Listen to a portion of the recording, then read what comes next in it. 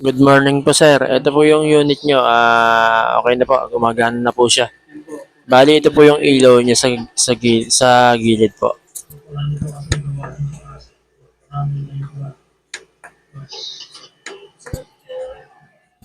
Po, sir. Gumagana po siya. Nag-harvest po siya ng 10.6 amperes. Ang nakaload po sa kanya ngayon ay TV saka electric fan po. Kitang-kita po sa watch meter yung ginagamit niyo po. Ito po yung nakaload sa kanya, TV. 50 inches na TV po, saka itong electric fan na 220. Yan po, sir. Saka po, itong clip fan, nakaload din sa kanya to eh. Kaya po, ang nakaload sa kanya ay 115 watts. Yan po, makikita niyo po dyan yung ginagamit niya. Naka-setup na rin po yung LBD. Naka-setup po to. 11.5 po magka-cut off po yan. Pag nag-11.5 po, mamamatay po yung unit.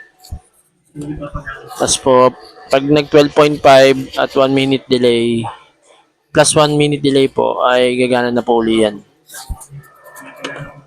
Yan po, sir. Okay po, salamat po. 1 kilowatts po na pure sine wave. Kaya nyo po, malalaman nyo rin po kung pure sine wave po yung inverter nyo, makikita nyo po dito. Yung 60H HJ po. 60. 60H. Yan po. Yan po yung makikita nyo po siya kung pure sine wave. Kasi pagka hindi po pure sine wave, 50 lang po yung nakalagay dyan. Ito po, 60. Ibig sabihin po, pure sine wave po yan.